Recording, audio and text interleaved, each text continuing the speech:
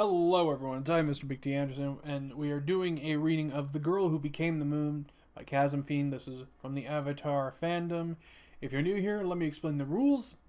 I just read these. I do not write them.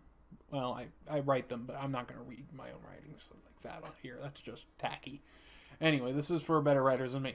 Anyway, Chasmfiend is the writer of this particular piece. If you enjoyed it, links down below. Go give them some love. And if you liked how I did it, please tell me in the comments. So, let us begin. This is the girl who became the moon.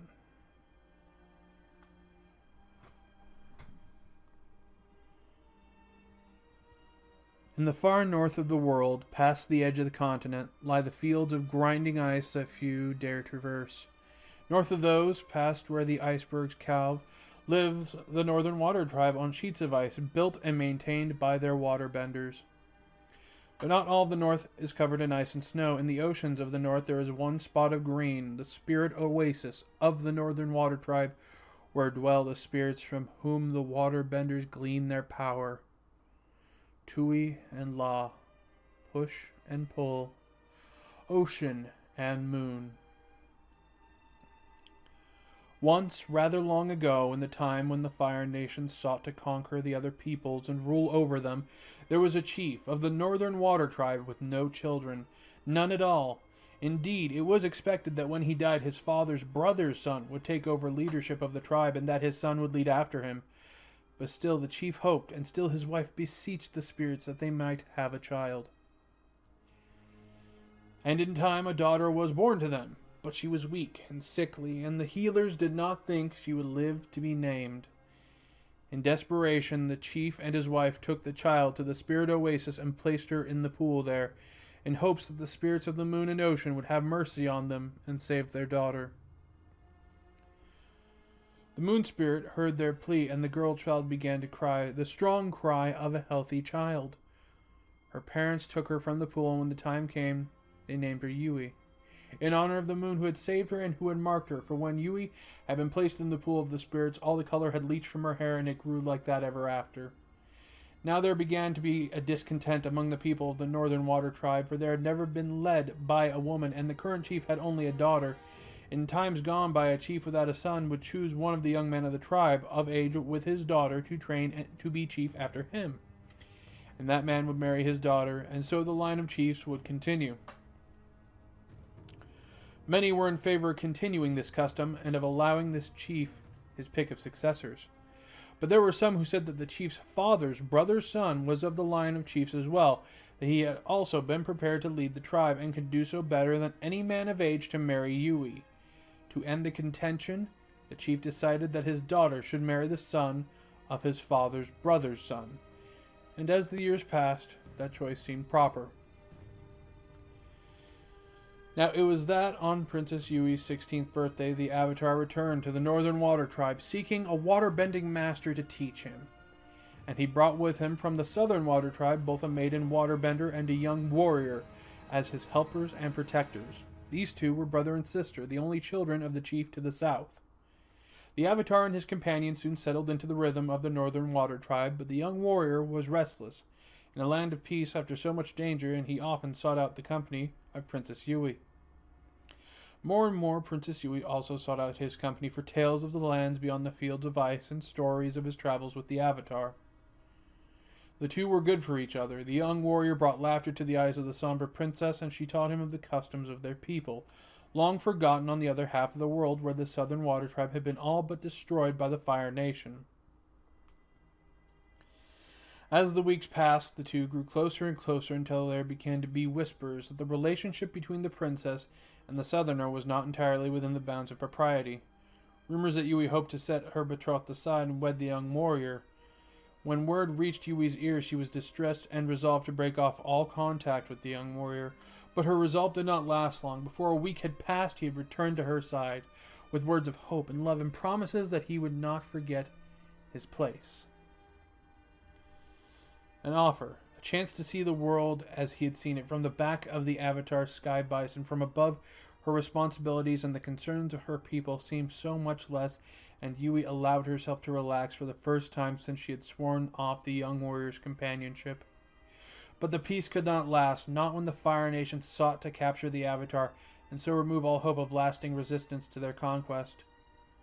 Above the city, Yui and the young warrior were the first to see the snow begin to fall black as it mixed with the ashes released by an approaching Fire Nation fleet. The Northern Water Tribe prepared for siege, thinking that the Fire Navy would not dare attack until the moon was new and the waterbenders were at their weakest. And so the tribe was caught off guard when the Navy attacked that very day and continued their attack into the night and under the full moon.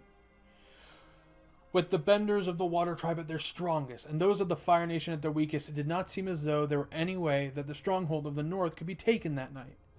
But the Fire Navy was large, and they did not have women and children to defend, causing the chief to fear for his people.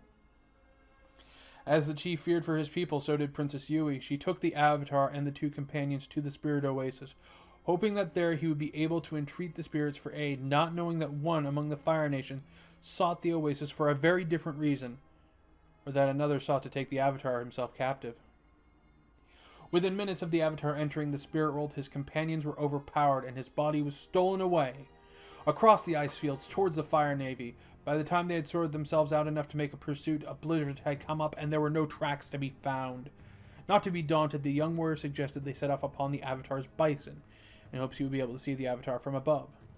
They set off, keeping low to the ground so that they would be sure to notice anyone trekking through the blizzard. They needn't have bothered. When the Avatar returned from the spirit world with the knowledge that Tui and La swim in the pool of the Spirit Oasis, he immediately freed himself, and the light of his battle could be seen for yards, even through the swirling snow.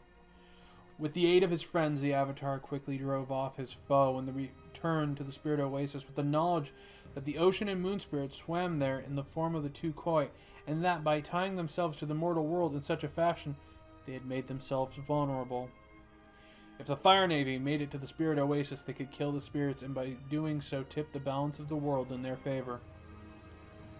Unknown to them, an admiral of the Fire Navy had led a strike team into the Spirit Oasis with dark intent.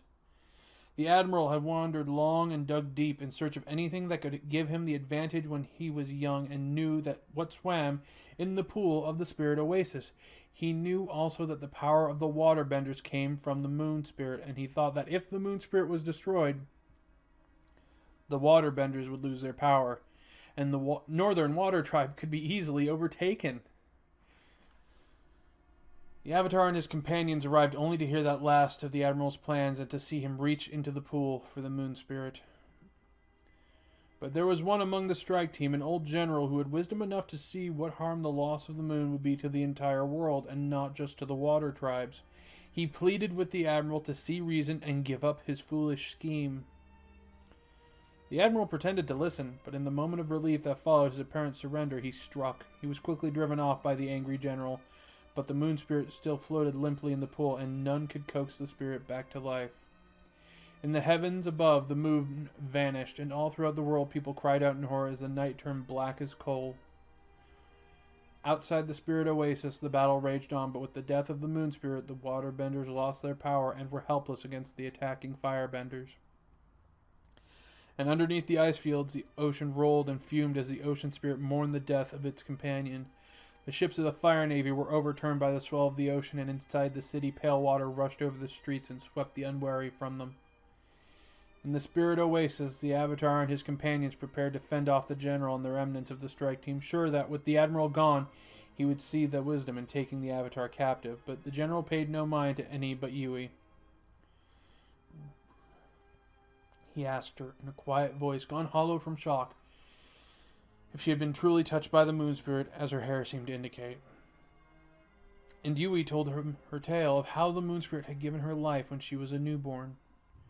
The old general nodded and told Yui that the life the moon spirit had given her all those years ago could be given back, but that if Yui truly had no life of her own, as the circumstances of her birth would seem to indicate she would not survive. The young warrior begged Yui to stay with him, and Yui's own heart faltered at the idea of leaving behind her beloved.